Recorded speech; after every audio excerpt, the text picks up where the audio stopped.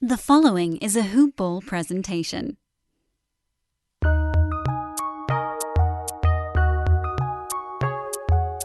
Welcome to the Fantasy NBA Today podcast.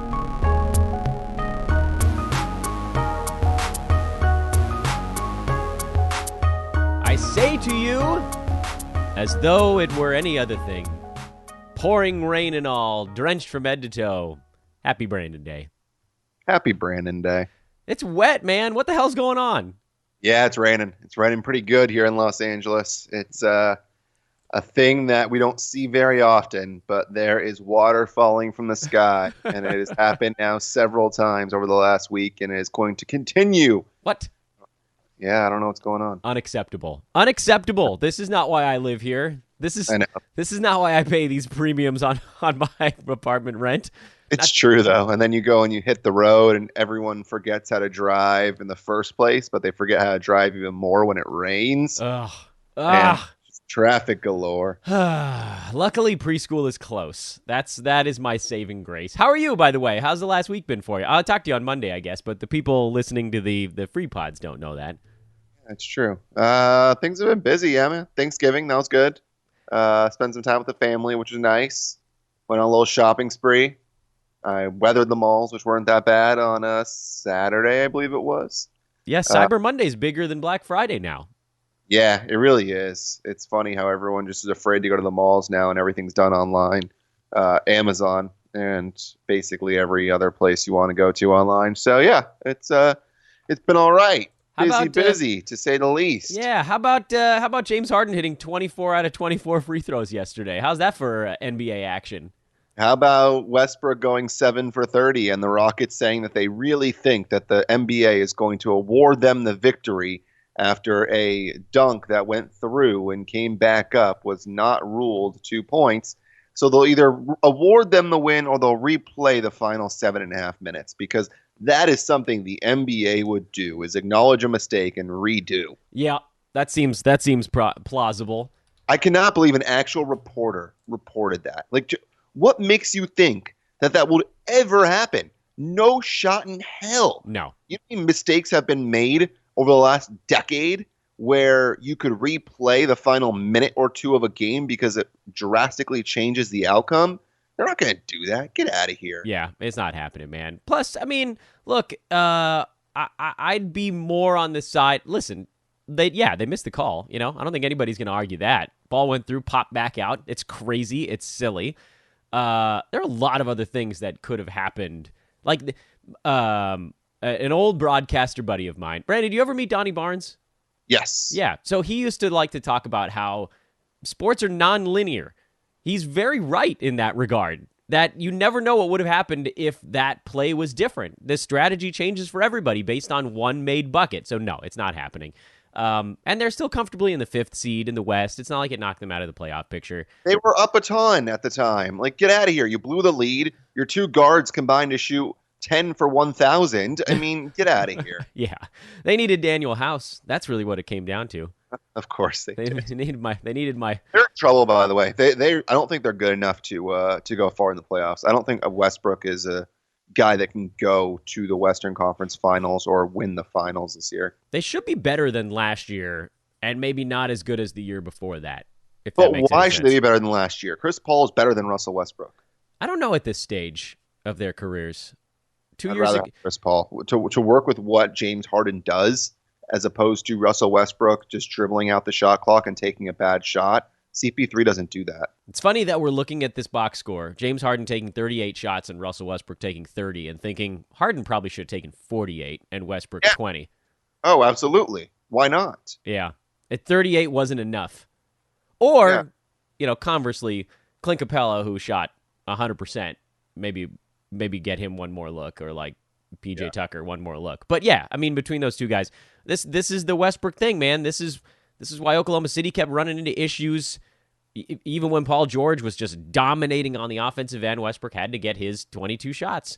But I do think they are better than last year. I do think Houston's a little bit better. This is a weird game. They blew a lead. Everybody does that against a San Antonio team they probably didn't take too seriously. And then, Lonnie Walker got hot. But anyway, listen, he's Brandon Marcus. I'm Dan Bespris. This is Fantasy NBA Today, a hoop ball and Hawaiian Isles Kona Coffee presentation. You came for the stories and you'll stay for the buy lows and sell highs. At BD Marcus on Twitter. I see you, Mr. 900. I see you. Yeah, that happened quickly, man. That happened real quick. The fantasy landscape doesn't wait. It waits for no one. If you're answering questions on Twitter and doing podcast segments where you buy low and sell high, they will find you. It's like Field of Dreams out here. It's true. I'm getting a lot of questions. I'm waking up to questions. I'm going to sleep to questions. I'm getting throughout the day. It's a lot of stuff here and there. Yes, it is. Welcome to the madness. Let's get you some more of it. Can we do a redux before we dive into the new ones? Yes. I want to talk about Lauri Markkanen, actually, as the first one, because we talked about him, I think, each of the last 2 weeks, although I'll admit my memory is a little bit hazy. I think it was just last week. Was it just? Okay, yeah, your memory's better than mine. I 3-year-old memory over here. And he actually had a really good game against Sacramento. He actually had a decent game against Portland, although he missed a bunch of shots. He was actually more involved in each of the last 2 games for Chicago. So I guess my question, we'll see if we can agree on this. Trend or little blip here? I'm a little bit confident, actually. It seemed like he's been more engaged the last couple. Worth enough to say it's a trend just because one of 2 things are going to happen. He's either going to continue to play well, and the Bulls will win a game here or there, or he will be poor, and the Bulls won't have enough to win, and therefore Boylen will get fired, and therefore Markkanen will then become a player that you want to own. So, does any of this have anything to do with Chris Dunn being in the starting lineup, having a pass-first point guard to run the offense with Markkanen as opposed to Levine, who's really more of a shoot-first guard?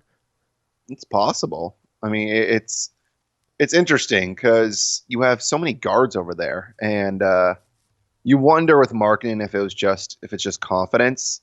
Because it's funny, you compare him to Mike Conley right now, and which player would you rather have? I would say you'd rather have Markkanen, right? Yeah. Okay, yeah, give me Markkanen by a nose. Yeah, but it's because of the confidence and the fact that Markkanen just, I think, has the higher upside. Interesting, by the way, that you even had to think about that you still are that high on Mike Conley, because at this point, I'm not sure what I would give up to get him. I'm not sure if I would give up a top 85 guy to get him, despite the fact that he's been great. I think I would. We're talking about Conley now? Yeah. But I was just comparing it because of Markkanen. 2 guys that are in slumps. Yeah. They've both proven they've been good. Deep slumps. Markkanen shooting 35.5% on the year. What's Conley at? He's not that far from that. 37% on the year. So from a buy low perspective, it does make a ton of sense. Those numbers are not going to hold. But it's really, like you said, it's about confidence. It's about a measure of engagement. And I like it. I feel like the buy low recommendation is actually, functioning okay, faster than I expected. I thought it. I mean, I honestly, God, I had no idea when Markkanen might start to show signs of waking up. But the fact that his last ball game was arguably like his second or third best game of the year, that's something. 4 3-pointers, that's a big deal. Actually got in there, took some damn shots for once. He's never going to be a steals or blocks guy. He's always sort of built to be kind of a poor man's Kevin Love type. Are you still buying low on him? Is this an opportunity, or do you think the person that has him is now thinking, hey, this is a sign of waking up? Was it enough? I guess let me rephrase that. Is this the type of 2-game blip for Markkanen that only fantasy crazy buffs like us, like our listeners, pick up on? Or do you think the average Joe saw that game and thought, ooh, here he comes also? I think his owner saw what's happened the last couple of games, but I think it's worth it to still try. I mean, you look at his last couple of years. He finished 40 in per game last year, 66 the year before, and right now he's sitting at 164. So he's going to go up. And now you try and evaluate rest of season, not just what they're going to end at, but rest of season from here until the end of the year, who's going to be the best asset. So if you give up a top 70 guy, sure, he may end up better than Markkanen, but from now until the end of the year, who's going to be better? And more than likely, it's going to be Markkanen. Yeah. All right, fair enough. Let's get into the new guys here.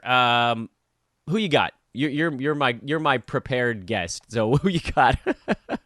For the first one, I'm going to go I'm going to go Porzingis, and it's a weird one, I know, because he's someone that has battled injuries. There's the questions of load management that we haven't seen a ton of yet.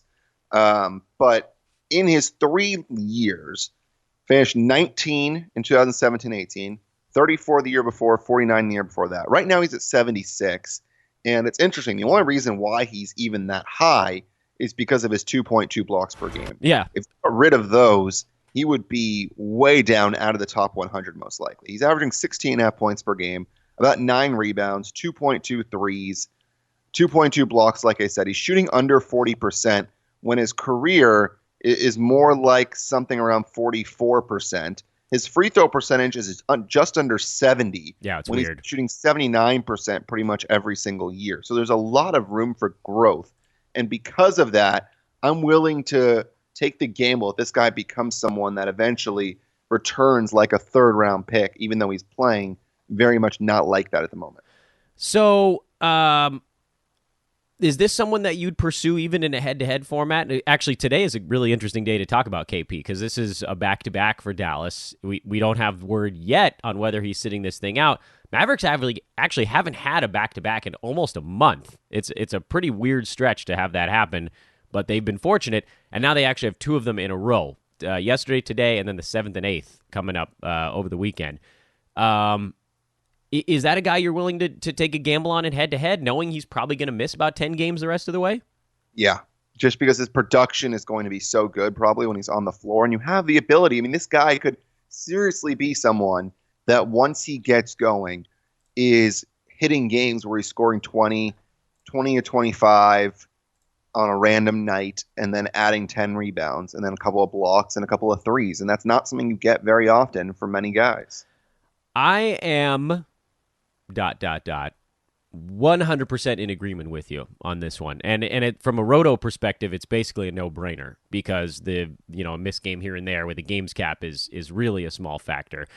The free throw percent being that low, it feels very much like someone who just hasn't played in forever. The field goal percent, I think some of that is, a different system. He is attempting more three-pointers, but at the same time, even within those categories, his three-point percentage is down about 5% from last year to this year, and he's only taking some of it is the percentage of shots that are from downtown. So I don't know that he's going to get all the way back to 43, 44% from the field. I'm just going to conservatively in my mind say, you know what, he's just going to have a terrible field goal percent year. But free throws coming up, almost without question. Attempts might even go up in that regard. His volume probably stays relatively close to what you're looking at right now. So to me, even in a worst case scenario, he moves from, late 60s, early 70s range to probably inside the top 50. So then the question, the other half of all of our buy lows is what are you giving up to get him? Because there's a lot of name power behind KP, but he wasn't a buzz guy, right? Because he was coming off the injury. Everybody knew there was going to be load management, so he didn't get drafted that early. He's different than some of the guys we've talked about, Brandon, where we're like, well, you're going to have to give up too much even in a buy low scenario. This is a guy that was drafted probably in the 50s in most leagues. Yeah, and then you wonder what you would give up to get him, like you said. I mean, you look at it's tough because you have, for example, a guy like Robert Covington. Rather have Covington or Porzingis rest of the season? I think I'd rather have Porzingis. Yeah, I think so too. And I love Rob Covington. Yeah, Isaac or Covington? I mean, Isaac or Porzingis? Isaac. I'll keep Isaac there. That's what I thought. Okay. That's almost, even if that's just for the fact that you'll probably get an extra 10 games out of him. Yeah. I'm just looking at randomly my team, for example. Who would you rather have, Miles Turner or Porzingis? That's pretty similar. You're moving laterally there a little bit. I might stick with Turner just for the hope, just because there isn't going to be a load management thing. But that's a pretty similar stat sets between those two guys. By the way, he is my next buy low, so we can kind of do that one together. Is Miles Turner in the fact that he's coming back from injury. Sabonis has been unbelievable. I mean, there's no doubt about that, and that's clearly hurting Miles Turner. But when you look at how good he has been over the last couple of years, I still think there's room for growth for him. His field goal percentage is down. I think part of that is due to him taking more threes, averaging almost 2 threes a game, and his field goal percentage is at 44.9 as opposed to the year before at 48.7.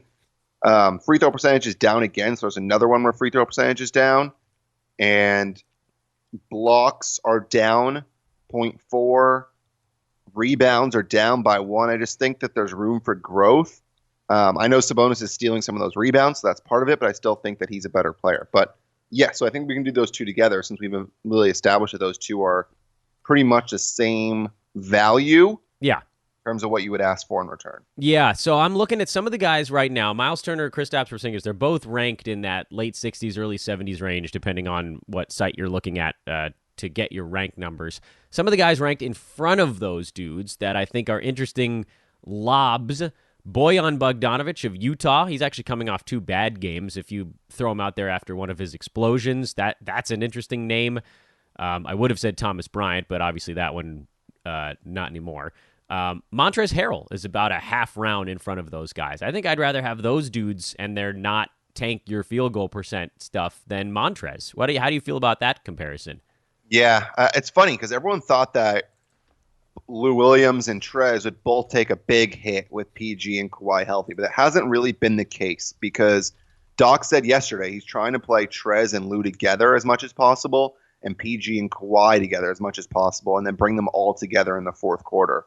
And if he continues to do that, Lou and Trez have a chemistry that not many others have. And those two are going to continue to be important for a bench unit when the 2 stars are not playing more than 30 minutes per game. So Trez, although some may think he's not going to keep up what he's doing right now, it's very possible he does. But I do think that Turner and Porzingis are better at the end of the day. I have a lot of names that I want to go lightning round to this because there's a ton of guys in front of KP and Miles Turner that I think I would rather have KP and Miles Turner than these names. So let's go thumbs up, thumbs down on whether we'd switch to our buy low guys or stick with the original name. Chris Middleton, I'd rather have the centers we've been talking about. Yes. I'm going to try to skip over the obvious ones. Zach LaVine, I think I'd rather have the centers we're talking about. That one's a little tougher. Although I think LaVine will probably get hurt at some point. So yeah, I'll say that those 2 guys. DeMar DeRozan, I'll take the centers. Really? Yeah, I don't care about it's scoring and nothing else with him. And his field goal percent is very high because he doesn't take threes anymore. I'm not a DeMar guy. Interesting, because his field goal percentage is super high. His free throw percentage is great. He's averaging 5.5 rebounds and almost 5 assists per game, and almost 1 steal per game. So he's doing more than you think, and he's playing a ton of minutes. The only risk with DeRozan is that he sits at some point if the Spurs lose games or gets moved, I guess. Yeah, that too. I want the upside, guys. He's never going any higher than 45 or 50. It's just never going to happen with him. That's where he's always at. And he's at 60 right now. That's true. All right, fine, I'll do it. But that's one that probably gets accepted, by the way. If you go ahead and you float your DeRozan for their Porzingis or Turner. Go do it. Go do it. Enjoy the wildness of the guys that can actually win you some categories themselves. Kelly Oubre Jr., I'll take the centers. Yeah. Paul Millsap. Yes. All right, now we're starting to get a little bit tougher ones. CJ McCollum, I think I'll still take the centers. That one's tough. McCollum's one that scores a lot as well, and he hits threes, and he'll finish about 50 to 60. So right now he's at 58, which means he's probably going to be stable. And going back to what I said earlier, it means that if someone's stable, someone else is going to rise, and yeah, you probably do that deal. Jaylen Brown, I think I'll go the centers, and I think this might basically be the maxing out point. Yeah, I would say Jaylen Brown.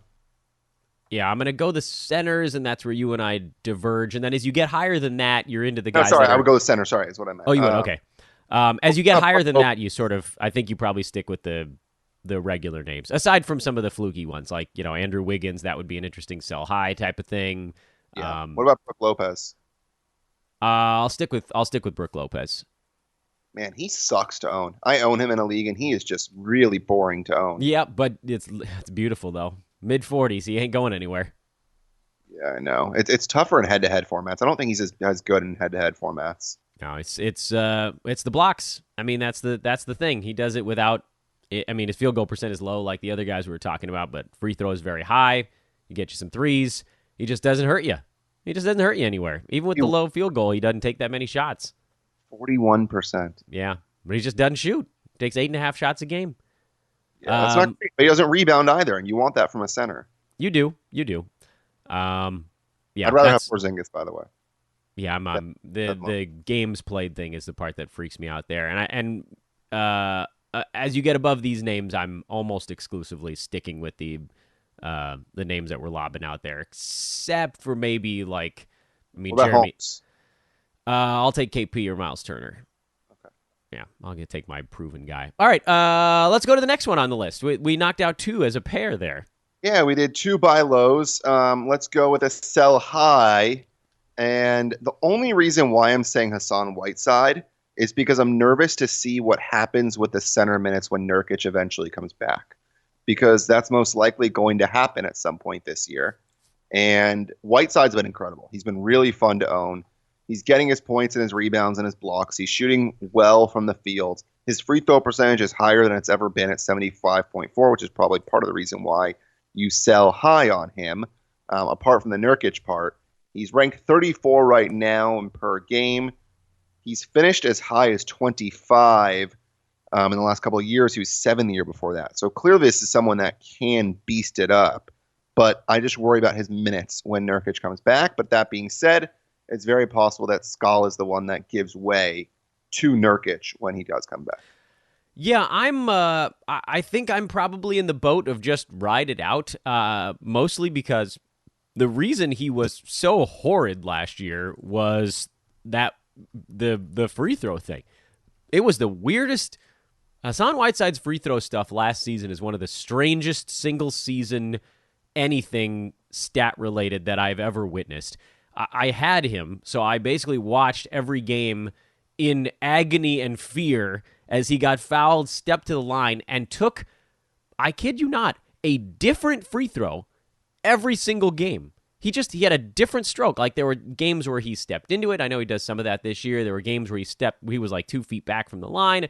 There were ones where, I mean, I was half ready to see him step to the free throw line, take his left hand, cover his eyes, and just flip it up towards it was the weirdest damn thing. He shot 45% on, 3.5 a game, so it wasn't nothing.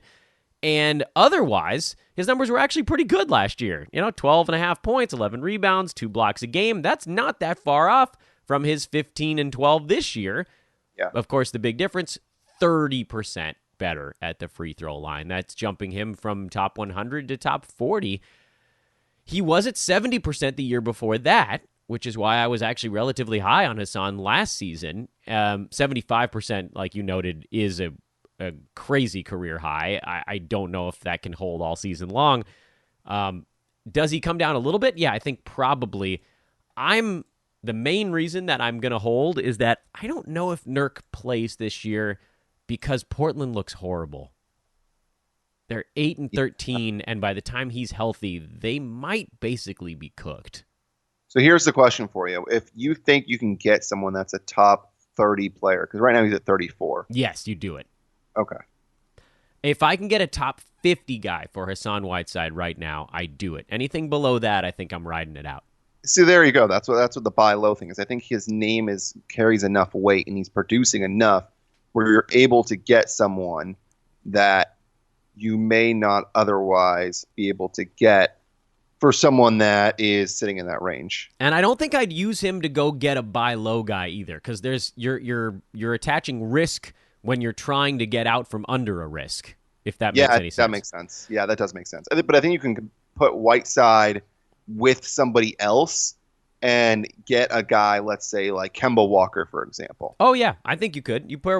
I mean, they're only separated by a few slots right now, so you put Whiteside with like a top 75er, you could probably get that done.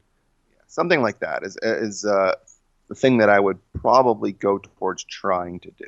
I would trade Hassan Whiteside. I mean, obviously, statistical need on your team, this is in a vacuum kind of thing. Like, if you desperately need the rebounds and blocks that he provides, you have no one else on your team doing it. You probably don't make some of the moves I'm about to say, but looking at some of the names within about a round behind him with maybe more staying power. I look at guys like Jason Tatum, Domantas Sabonis, Tobias Harris, I think fits into that mold. Those are three names that are right behind him in ranking that I'd probably rather have from a safety perspective the rest of the year. But again, as I just mentioned, you're basically forfeiting blocks in any of those trades. In some of them, you're forfeiting rebounds as well. In a Sabonis one, you're not. But you're abandoning risk and giving up one round of value. I think that's a reasonable trade. Yeah. The one thing also is that Portland only plays 17 total games during the playoffs. So they have 1 4-game week. They go 3-3, 4-3, 2-2. So just something to kind of keep in mind as well. So they go real low during the mega silly season. Hopefully most people's leagues are over by then. That's my hope, at least. End it before the final 10 days, people. Please, Lord. If you didn't do it this year, convince your commissioner to do it next year. Do not play until, what does it go? Is April 8th the last day or the 15th? I think it's the 8th. Not sure. Maybe it's the 15th. Regardless, skip the last 10 days, please. None of the players we're talking about right now are going to matter in those last 10 days. True. It's true. You're going to have guys that are sitting left and right. You have your Kawhis that are going to be sitting. You have your PGs that'll be sitting. Top 10 guys will be sitting. Harden may even sit a game. Probably not. Luka, who knows? They can't. Poor Mike D'Antoni. Maybe someday he'll convince a player on his team to take a game off. By the way, why would Luka not win MVP? He should be right now. I mean, I know there's a lot of buzz for Giannis, and deservedly so, but Dallas is nowhere close to where they are without Luka, and he's averaging damn near a triple-double. Yeah, I think from a Giannis won it last year, let's try to move it around the league kind of thing. He should be the lead horse. Because everywhere else you look, it's well, I guess Giannis is not really a duo either. He's got Bledsoe and Middleton, so two really good players. But as you look at some of the other best teams in the NBA, Lakers have a star duo, Clippers star duo. The Nuggets' main superstar has been kind of bad, so that takes them off the table. Rockets have a superstar duo, and they're not really in that conversation right now anyway. In the East, I don't know how you make a case for any one player on the Raptors. They have multiple guys that have been really good. Sixers, same deal, multiple guys. Celtics, multiple guys. Jimmy Butler actually deserves some votes for MVP, by the way. He's not going to get that many. Great. Yeah, he's been awesome. And the Heat are 15-5. Yeah, he's been unbelievable. But he's not putting up the numbers that Luka is. It's a very different stat line. This is the amazing thing about 9-category leagues. Those two guys are only separated by 2 slots in ranking in 9-cat. And they're doing great things for their teams. I always thought, I think I yelled about this a bunch last year when Spoelstra was just rotating losers in and out of the lineup in Miami. It was just like, can this team just get one damn star just to build around, just someone with some actual gravity on the floor? Nobody needed a superstar more than the Miami Heat. They did everything they had to. Once again, somehow Pat Riley pulls it off. Yeah, big shout out, by the way, to Kendrick Nunn. I decided to stream him with games yesterday and today, 3 of 16 yesterday. Big shout out to you, Kendrick. He's going to be good for you, though, because Dragic is out for a couple weeks. Yeah, but I'm literally doing it just for 2 games in 2 days, and so that was just not ideal. Yeah, you might end up wanting to hang on longer than that. I think he's going to go on a little run here with Tyler Herro now, his only guard competition coming off the bench. Okay, so finishing up the thoughts on Hassan Whiteside, he's in the 30s right now, 15-12, 2 blocks, good field goal, better than expected free throw percent. Does he come back a little bit? Just to kind of complete my loop here on Yusuf Nurkic, his injury was so gruesome. We've had almost no updates on him pretty much for months now. I think if he comes back, it's probably March. Yeah, apparently Neil O'Shea is not really saying when he's going to be back, which is not ideal. But it's possible that it happens, yeah, like you said, late February and March. So I'm not too worried about that. I'm more worried about the free throw and the fact that the team is kind of whack this year. Yeah, they don't really have much of a backup either. They really don't. I just think that he's got enough name recognition. That free throw percentage does worry me at how bad it was last year. Call him a baby sell high. Yeah, baby sell high. I'll give you a bigger sell high. All right, Let's do this one. This will be our last one. I want the big guy. This is my old friend with the Clippers. I'm going Gallo, and the only reason why I'm doing that is because he's going to get hurt. Oh, he's definitely going to get hurt. Yeah, that's the only reason why I'm doing it. Has he missed a game yet? I don't think so. I don't think so. He's played in 19 games. The most he's played is 68. Yeah. Was that last year? Last year, the Clippers played 68. And he had an amazing year, obviously. That's 14 games he missed. That's a lot of games. Yeah, and we called that a huge success. Yeah, he's going to miss games. He's been great. There's no doubt about it. He's sitting at 42 right now. His field goal percentage is about where it's normally. Free throw percentage. Always good. Yeah, 91's always good. He's a beast. More threes than he's had in several years.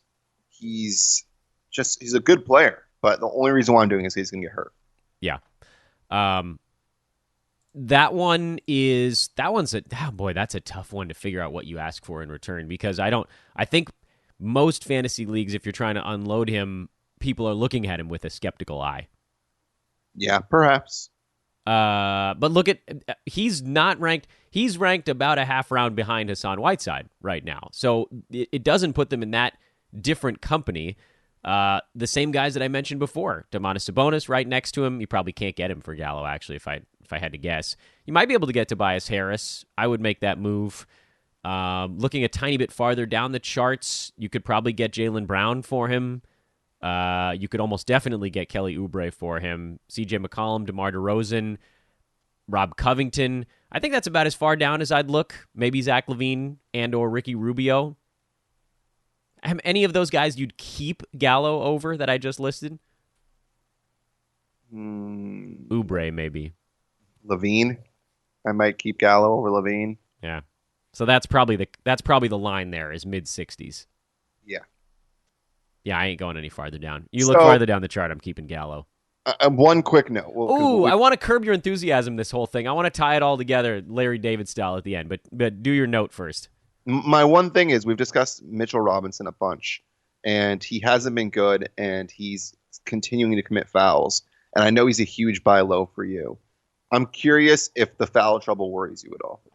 No, I actually like the fact that he's just going nuts on skates when he's out there. We've seen what happens to some of these young guys when they try to stop fouling. They stop blocking. Jaren Jackson Jr., who's been better, by the way, lately. Field goal percent finally getting back up there. He's inside the top 100 now. He's still only blocking 1.1 shots per game. He's still picking up fouls while attempting to avoid doing so. For Mitch Rob, I'd rather he just play 20 minutes a game and go out there and try to block everything.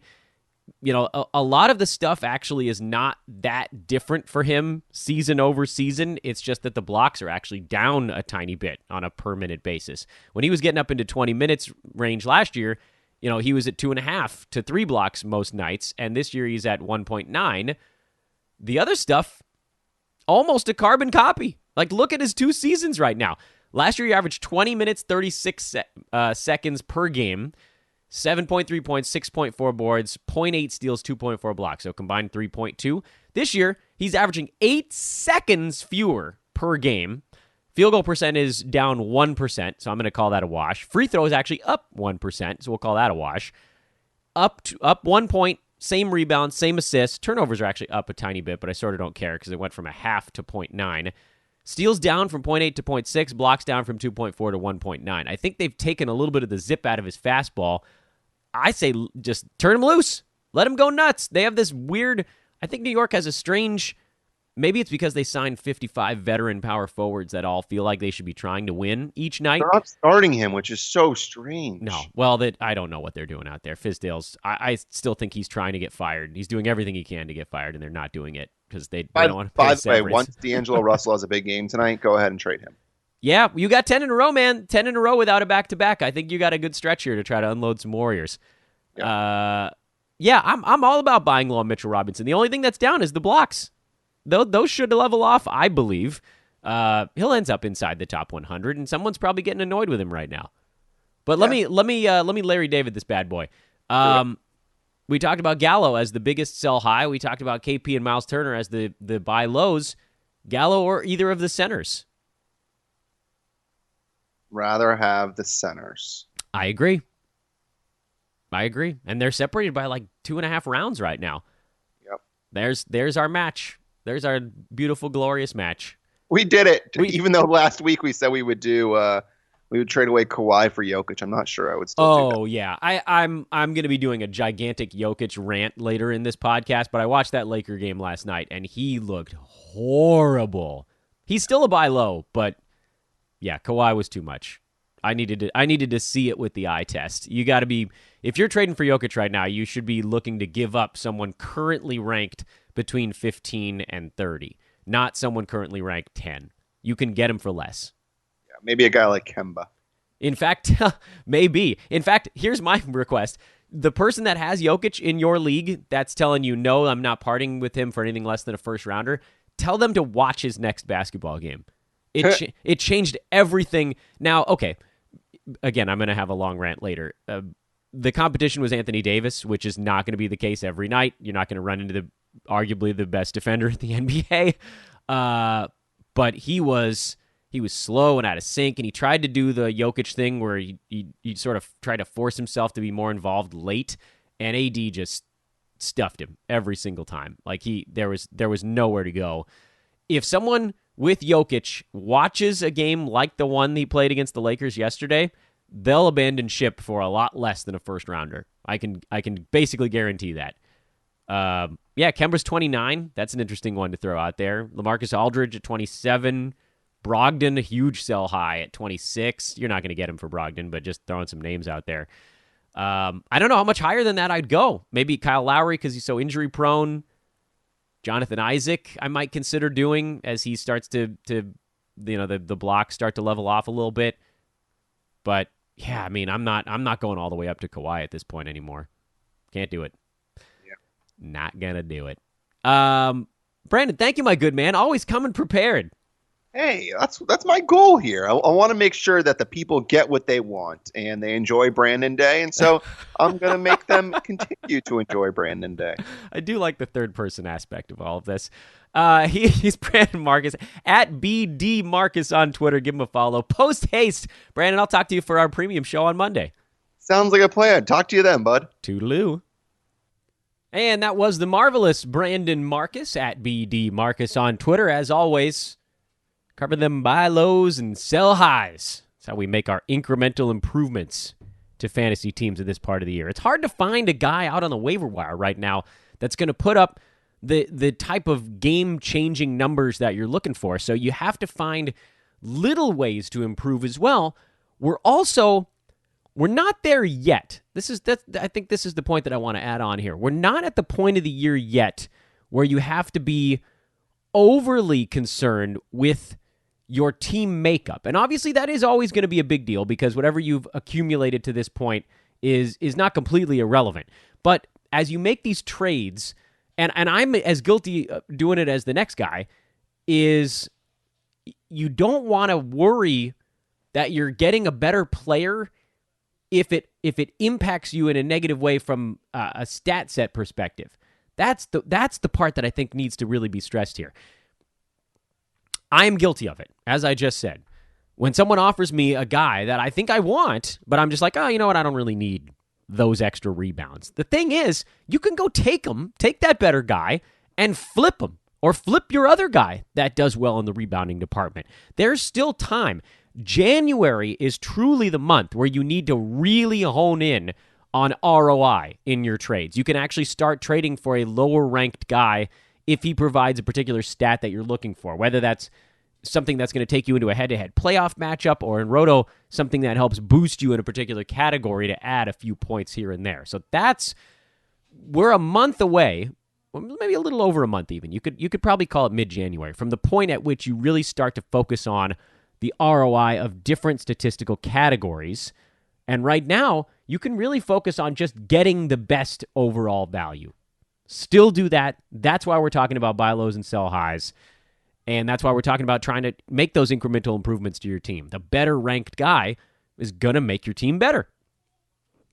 Your John Madden analysis for the evening. Want to remind everybody to check out the Brews Letter, Volume 6? I lost track. Volume 6 came out on Monday. You can sign up at hoop-ball.com/newsletter. hoop-ball.com/newsletter. There's also a pop-up tab that'll appear the first time you visit hoop-ball.com. So that's a pretty easy thing to get to. If you just go to the homepage, you can fill in your email address and your first name right there, and you get yourself all squared away that direction. But get on the list, man. Aaron Bruski is churning out this ridiculous weekly article. It's every Monday. He's setting you up for crazy success with a spin around the league, with a deep dive on the Kings, with a deep dive just on the NBA in general. And if you're not signing up for it, you're missing out. hoop-ball.com/newsletter. Let's look at some of the results from Tuesday. Some fun ones in there. Detroit blew out Cleveland. That was not one of the fun ones. Unless you had Andre Drummond, then it probably was. Derrick Rose actually played really well in his 22 minutes. He probably would have played a little bit more down the stretch if this wasn't yet another Detroit Pistons blowout. Isn't that the darndest thing or what? Every damn game they play is a massive blowout. I can't figure this thing out. They've won their last two. Okay, they had a couple of tighter ones with Charlotte, but it was a blowout with Orlando. They got beat by Milwaukee. They blew out Atlanta. They lost in a blowout to Chicago. They've had two close games in their last, what are we looking at now, 8? Very weird. So as a result, everybody's minutes have been bouncing around. I wouldn't put a ton of stock in it, but they do want to keep Rose in that probably 25 range in competitive ball games, and so I'm going to keep him on my team. We've talked about Luke Kennard's arrow pointing down. It continues to be. His usage is dropping. He's one of the lower ones on the team now. From an efficiency standpoint, he's going to probably stay relatively decent, but the opportunity is just evaporating. And Christian Wood got 20 minutes again in another blowout, but he's buried behind Markieff Morris, who, by the way, took a chop to the neck in this ball game. I don't know what that's going to mean going forward for him. But even if Christian Wood slides into that backup power forward minutes as well, it's going to be tough to kind of get him over the hump unless Blake Griffin misses some more time. Then you start to think about how this could be a more interesting thing. But how about Drummond, though?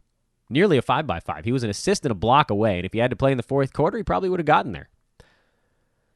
Cleveland's terrible. Larry Nance stayed just barely above the cut line in this ball game. Kevin Love had a rough one. Tristan Thompson got his double-double, but missed a bunch of shots in the process. And just, when you get waxed to put up 94 points and your starters don't get to play the fourth quarter, you're not going to have particularly good numbers for the ball game. Pretty straightforward stuff, isn't it? Moving right along. Not much that I'm doing as a result of that basketball game. Orlando, Washington, 127-120. This, by the way, was the Magic actually slowing this ball game down. Big news from this one. This is going to be obviously one of our pausing points, and I know we sort of mentioned it briefly a little bit earlier in the podcast, but we got to spend some time on Thomas Bryant. First thing is, let's break down this ball game. Number one, Markelle Fultz continues to have a much larger role with no Nick Vucevic in there. He's become their third playmaker behind Aaron Gordon and Evan Fournier, and sometimes he's actually moving in front of a couple of those guys. DJ Augustin had a really nice ball game here, but you're not buying into that too much. Terrence Ross is a guy that I liked a lot as your 10th man. I think you can do better. He doesn't quite look like the same guy as last year. He's doing some stuff, but it's just he's fallen into a bad specialist pattern that he was always really close to that, even last season when he was putting up some better numbers. But, he would sort of accidentally walk into a rebound or an assist, and those aren't happening at all this year. So I think I'm out on Terrence Ross. I rescind my Terrence Ross card. I just go hunting at this point. There's no upside there. Useful as a streamer more than anything. But Markelle Fultz is better than a streamer right now. I don't know if this is going to stick when Vooch is back. When this team gets healthy, I know Aminu's out as well. Mo Bamba, Khem Birch, I don't care for any of these guys. Khem Birch played 29 minutes, had a usage rate of 1. He took 1 shot in this game in 29 minutes. How insane is that? 9 boards, 5 assists, 2 blocks. It's amazing he actually had a decent fantasy line with 1 shot attempt. Nope. Jonathan Isaac had a poor shooting game, but he continues to rumble right along with his generally top 20 numbers on the season. And then Evan Fournier is just trucking this year, man. He's been great. You could make an argument to sell on Fournier, and I probably wouldn't argue with it. And I don't know that he can keep up these top 60 numbers. This is why he was on my D-bombs last year, and then he went into that brutal season-long shooting funk. He was at 46% 2 years ago. Last season, he dropped to 44. His turnovers were up. His shooting was down. His free throws were down. Everything is now back where it should be this season, and this was the guy that I thought we were getting last year. So, whoops, I missed by a year. But, yeah, anyway, I'm actually okay with you guys riding a little bit. He's playing really well with guys banged up. Obviously, his role is going to diminish a bit. Everyone's will when Vooch comes back. But, he's probably a top 80, top 85 guy this year, and that's fine. If you can get something better than that for him, then you do, but I doubt you can. I doubt it. All right, the Washington side. This is one where we got to take a little bit of a deep breath because they had no tall people on their team tonight. Obviously, Jan Mahimi's been out all season. No Mo Wagner with his ankle sprain, and then no Thomas Bryant because yesterday in the afternoon we got word that Thomas Bryant has a stress reaction that is going to keep him out at least 3 weeks. He's going to be reevaluated in 3 weeks. That's rough, man. Because that doesn't mean that he's coming back at 3. That just means they're going to check things out.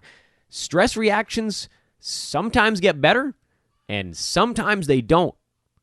So this could be 3 weeks. It could be 4. It could be 6. It could be 2 months. In any case, you're picking up Mo Wagner, and you're doing it last night. Before this podcast even came out, you're picking him up.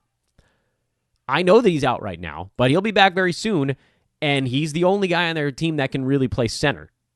They had centers on their team, and they got away with it because the opposing center was Kem Birch, who wanted nothing to do with actually shooting a basketball. But it's not going to work like that every game. Davis Bertans saw some time at center. Rui Hachimura saw some time at center. They got out-rebounded by 10, not surprisingly, without a center on the floor.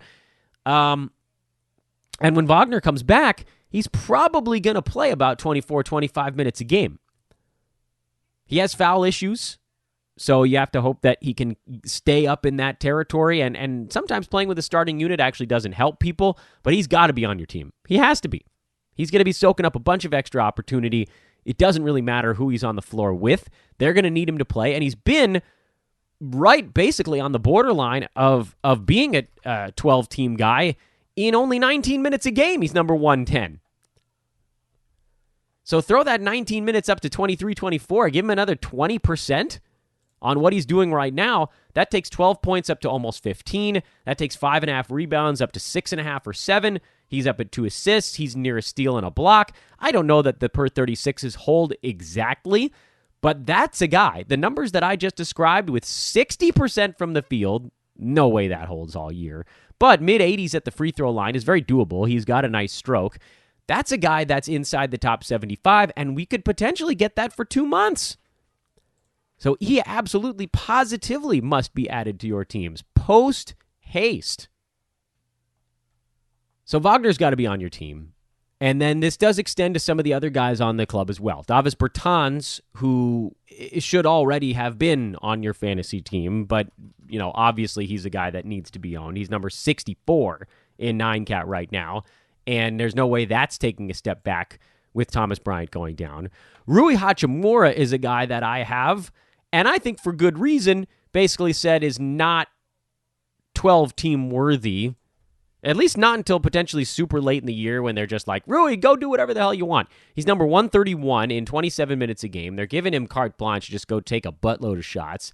He gets no defensive stats. He gets no three-pointers. Both of his percentages are good, and that's floating his value right now. He probably soaks up a little bit of extra time as well. Not that his minutes weren't already pretty high at 27, but those could go up to 29, even if it's just 2 extra minutes, and maybe there's more happening at the center position for him, or maybe there's more happening at power forward if he was ever sliding down and going smaller than that. So he's a guy where I have to adjust my expectations as well. He's probably owned in every league, and he was, frankly, way over-owned. Don't act like you guys knew Thomas Bryant was just going to go down for 1 to 2 months. Nobody did. If Thomas Bryant doesn't get hurt, Hachimura doesn't belong on your fantasy team. But he is hurt, and so Rui probably does now as well. In these last 2 games, where his minutes have trended way up, with Wagner out, now with Bryant out, he's played 38 minutes in each of the last 2 ball games. He had a huge one against the Clippers, 39-3. And then against Orlando, he played pretty well, 15, 6, and 4. But of course, his other stuff does always creep in. no threes, no steals, no blocks. Only one turnover, 50% of his shots, made all of his free throws. So that's that sort of other side of the equation. He went 3 for 3 at the line, 6 of 12 from the field. He was really, one steal or like 2 rebounds away from me saying, this is a pretty damn good ball game. So this really changes things for Washington because they're not going to go to a deeper team. They're going to give more to the guys that were already doing stuff. That's the Scotty Brooks way. And unless Jan Mahimi comes out of the sky, which, who the hell knows? Maybe he does. Super annoying if he were to. Unless he drops out of the clouds, you have a great opportunity here to nab fantasy value from a bunch of guys that were already performing well. Bradley Beal's going to have to do more. Davis Bertans going to have to do more. Rui's going to have to do more. Wagner's going to have to do a lot more. And then here's another guy I wanted to stop on for a minute, and that's Isaiah Thomas, who I'd been mentioning on this podcast. Early in the year, he was a guy that I was really excited about. He looked like he was getting a little bit of his bounce back. They moved him into the starting lineup, and everything came apart. His first couple of games were great. As a starter, there's been nothing. No steals, which never was really a thing, but, when you're playing against reserves, you can catch idiots making bad decisions and sort of get a couple of freebies in that regard. He's not getting to the foul line. He's attempting 1 free throw per game, and he's not even really making it this year at 78%. And the worst part of all of it is that as a starter, he's basically relegated to 3rd or 4th fiddle. Bradley Beal's been obviously feasting, and he should. He's the best offensive player on that team by a wide margin. But then Thomas Bryant, Rui Hachimura, those guys are taking shots in front of Isaiah Thomas. IT's averaging 10.6 shots per game. Thomas Bryant is at 10.2, so they're basically neck and neck in that department. We already mentioned that Hachimura is taking 12 shots a game. That's more. What's Bertans at right now? He's around 10. Wagner is up in the 7 range, I think. So for IT, as 3rd, 4th fiddle in the starting unit, it hasn't gone that great for him. He doesn't have the freedom to operate the way he did playing as a reserve. Well, with no Thomas Bryant and them going ultra small, does that create any more room here? The answer, I think, is softly no. Because the story from this game wasn't necessarily that they just needed more Isaiah Thomas. It was that Ish Smith basically just didn't get to play. And it's not entirely clear why that happened other than maybe he just wasn't having a very good ball game. He hasn't played particularly well in 2 games in a row. Is it a trend or is it a blip? Fans of Isaiah Thomas are hoping it's a trend, that IT is turning another little corner in his recovery from basically playing no basketball for like 2 years. But people that have watched the way things ebb and flow are also probably saying, well, I mean, what's to stop Ish from having a couple good ball games and getting 22, 23 minutes again and turning IT back into, just playing alongside the other high-usage starters? The reason that something like this works is that maybe you can get him out there either long enough to just get enough shots, or maybe without some of the high-usage guys, and he can go have a little bit of freedom to run. So I'm going to do the same thing I've been doing with him. I'm sticking him on my bench. I'm going to see how this thing plays itself out. If you're in unlimited games format, head-to-head type of thing, you can keep rolling him out there because he's not really hurting you. He's also just not helping all that much. All right. Glad we paused there for just a second. Moving along, Miami overtime in Toronto. Jimmy Butler triple-double. He is having a terrific season. This one minimal on the defensive side in an interesting twist. Kelly Olynyk bounced back with 35 minutes. It was Tyler Herro who saw almost no playing time. Kendrick Nunn played a bunch, couldn't get the shot to drop. I do still think he's going to end up with 9 cat value, but barely. Like I said, he's the one that's barely hanging on. Although I've also argued at times that Bam and Jimmy Butler are going to be the only guys that stay above the cut line. This is one of those ones where Justice Winslow didn't kill you with percentages, so you get that weird tease of what he could do if he wasn't a disaster in 3 of the 6 categories. Don't buy into it. I'm warning you, it's going to be more trouble than it's worth. It's the Julius Randle phenomenon, but worse. Duncan Robinson had 6 more 3-pointers in his starting role. listen, I know that our job here is to analyze these teams and really make sense of what they're doing on a night-to-night basis. And I don't know that there's a perfect way to handle the Heat, which is why I'm starting to settle into this Butler and Bam thing and nothing else. Olynyk's been good, and then he just totally disappeared in a recent game where he played whatever it was, 6 minutes and did nothing. Around that game, he's actually been pretty solid. But that game was a big drag. He put up goose eggs. That counts against you in Roto. He probably does belong on fantasy teams. Generally, he's been pretty good. I start to wonder if maybe he was actually hurt in that ball game or sick or something to that effect. And, nobody in Miami said anything about it. I don't know. I can't say for certain. But it's pretty weird that he basically just didn't play at all and then came back in this one and had a really nice ball game.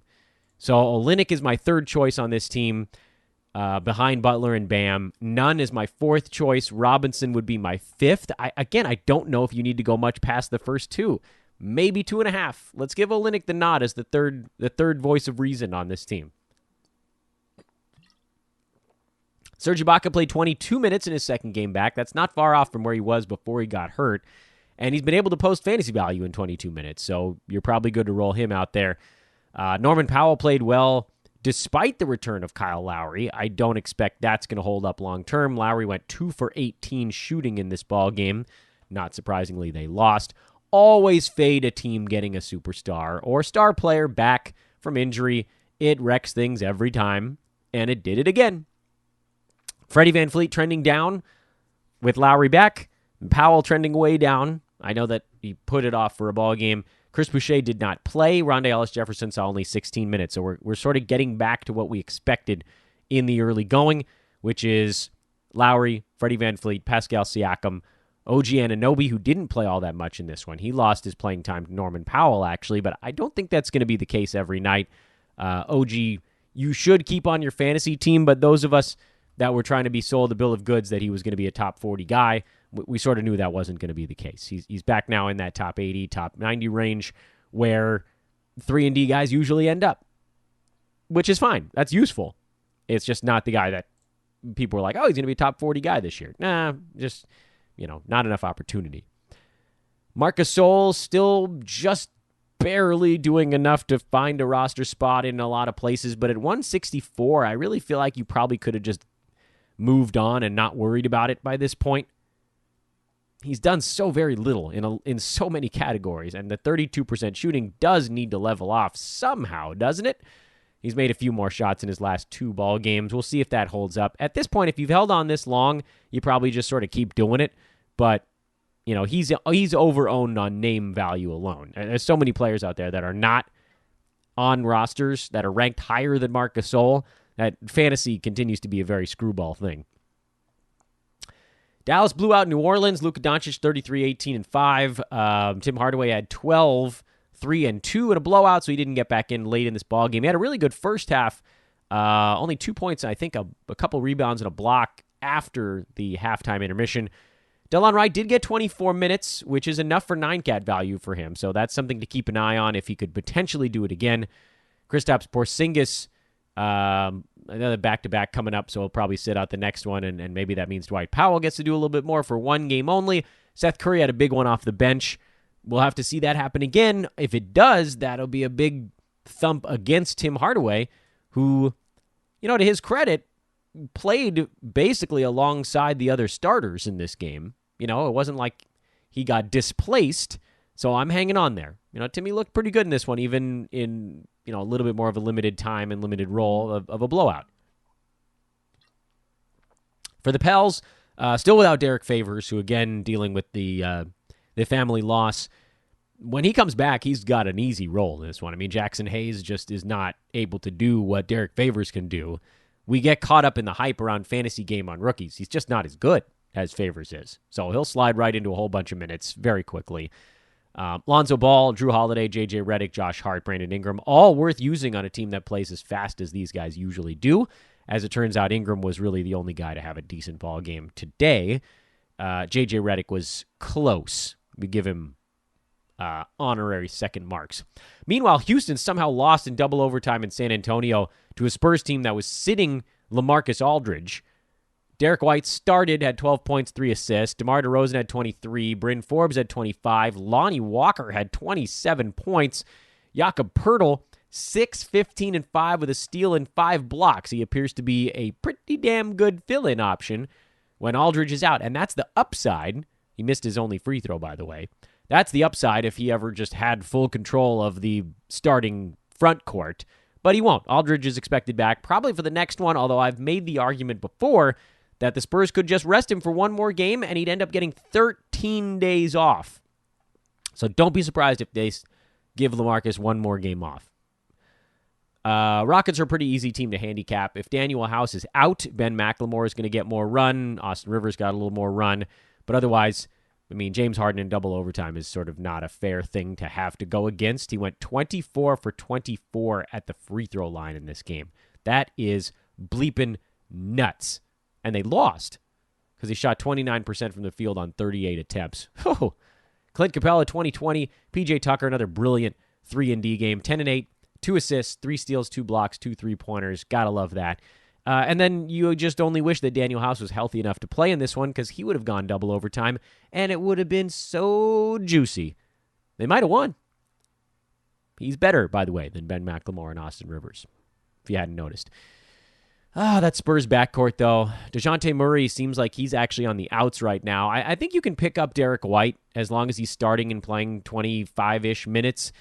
It's going to be fringy, but if they ever give him a little bit more rope, if someone like DeRozan gets moved, if LaMarcus gets moved in some way, if anything breaks in his favor as the starting point guard, that's good enough for use. Lakers Nuggets, I was keeping an eye on JaVale McGee. He'd been sort of almost fringe useful, but in this one, the length of JaVale was not helpful against the girth of Nikola Jokic, which, by the way, is awfully girthy these days. Rajon Rondo played actually really well in this ball game. Much as I like to clown on him, he was really good. Ran the offense expertly when LeBron James was not on the basketball. For Denver, it's the same old story. Gary Harris played a ton of minutes and didn't do anything with them. Jamal Murray, Paul Millsap, Nikola Jokic, Will Barton. Jeremy Grant was okay, but his minutes were not high enough. I got to tell you, man, Jokic looked really bad. Like, really bad. I know and I'm still on board with a buy low because he's not going to stay this bad for the entire season. But I don't know that he's going to get to that top 12 mark on a per-game basis where he was sitting last year. He is supremely out of shape. He's moving slowly. His reads are off. If I'm Michael Malone, I'm pissed at Jokic because he's not himself. This is a guy that looks like he didn't take his offseason seriously. And I know the Nuggets are in second place in the Western Conference behind the Lakers, so it's not like they've had a rough start to the year. They have a big home court advantage, which certainly helps them. Lakers beat them in their facility, which, everybody's talking about the Lakers need a signature win. There you go. That's a bad look, though, for Jokic. Got badly outplayed by his own teammates, many of them, Millsap and Murray in particular, got taken to school by Anthony Davis in this ball game repeatedly. Just defended the crap out of him. He couldn't keep up with AD. And everybody's talking about, best centers in the NBA. Jokic is down the list right now. He's got to get it figured out. There's a reason all of his numbers are down, and it's not because his teammates magically got better. Get it together, Nikola Jokic. That's the message of the day. I'll tell you, if you have someone in your league who has Jokic on their team and watched this ball game, they might be more inclined to sell him even lower because he looked horrible. And the eye test plays a big role. If you have someone in your league that doesn't have Jokic that saw the stat line, they might just think, whatever, another sort of middling stat line from Jokic. The eye test was rough, though. Yeesh.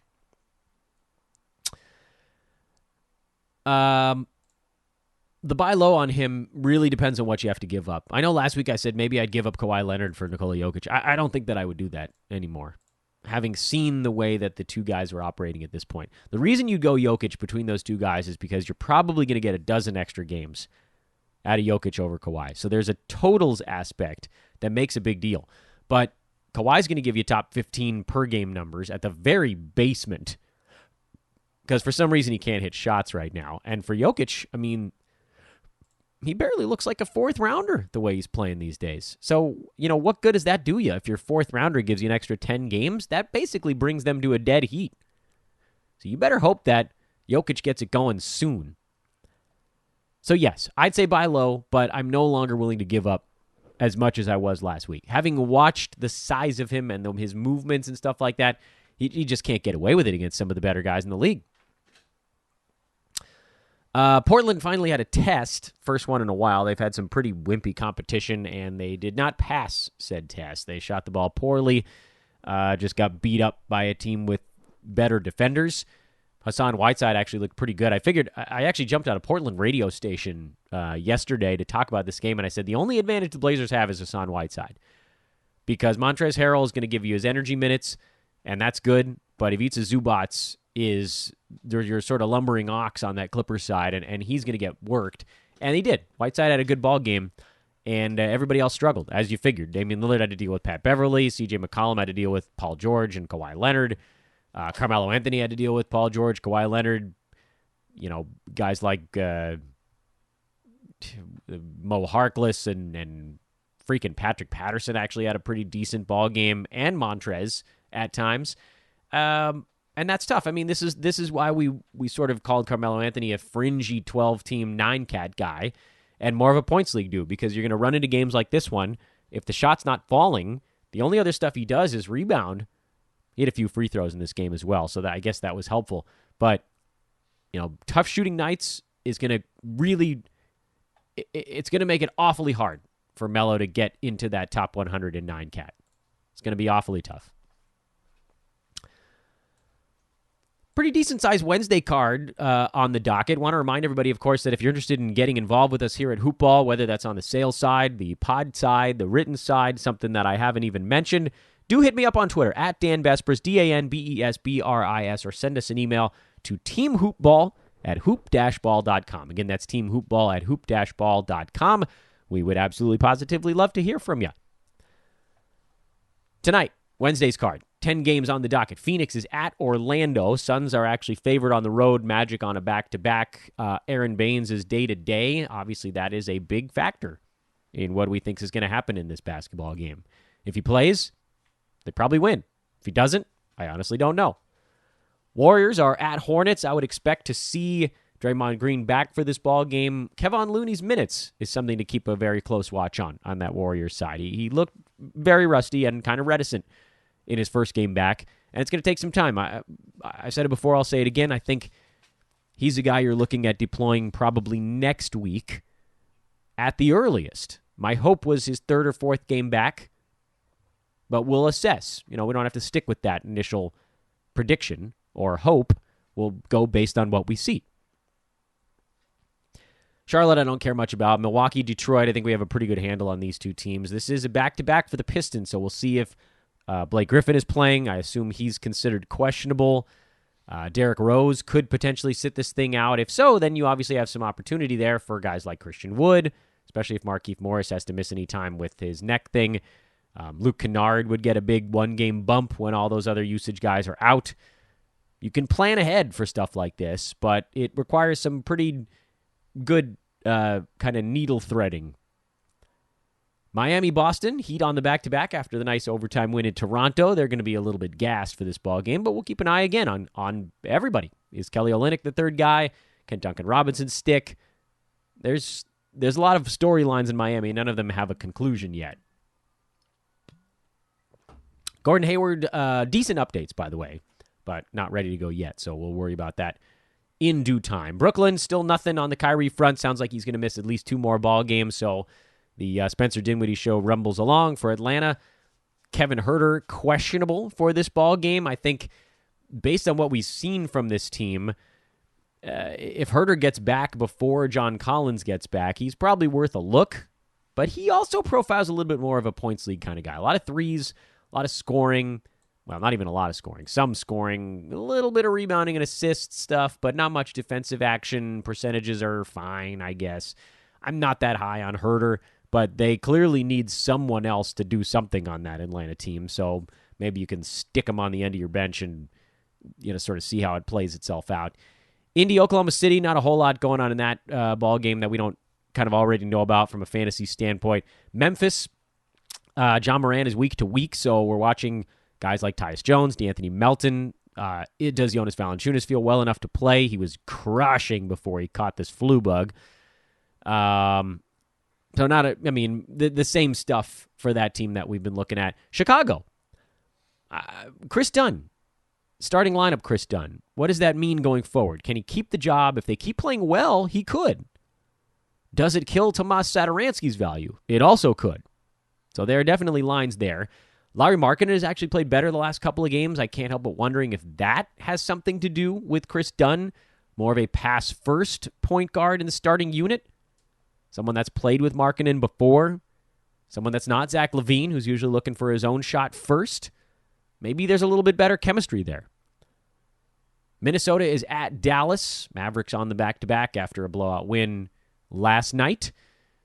Still watching Tim Hardaway, watching DeLon Wright. Minnesota side, watching Jarrett Culver. Can he get those percentages up a little bit? Lakers are in Utah. This is a rough back-to-back. I think if I'm the Lakers, I just throw this one.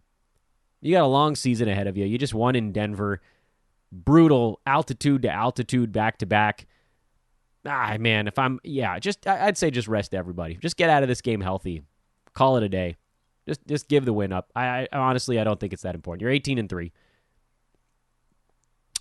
Sacramento, Portland is the last one on the docket. Portland on the back-to-back. They fly home after a game, a late one against the Clippers. This should be kind of a difficult one here, but a winnable one. Should be a hotly contested game on both sides. We'll see now again how those fringe guys on Portland perform, namely Carmelo Anthony, going up against Nemanja Bjelica. That should be a little bit of a better take than what he had to deal with against the Clippers, but, it's another thing they sort of keep an eye on. If you want some gambling thoughts on these games, watch me on Twitter. Again, that's at Dan Vespers. You can bug me over there. I'll always throw, some thoughts out that way, revenge angles, things of that sort. And that is basically your show. If you're loving it, if you're enjoying it, again, give Brandon Marcus a follow at BD Marcus, at Dan Vespers. Rate and review the pod. We need those 5-star reviews. We'll love you forever. Enjoy your Wednesday, everybody. Again, tomorrow, we will wrap up this big Wednesday card. I think we'll be talking to Coach about DFS today for a first hit in a couple of weeks, so that'll be fun. And then Friday, we'll obviously profile the weekend. So we're coming on the downslope here for Week 7 of the NBA season. For Brandon, I'm Dan. We'll talk to you tomorrow.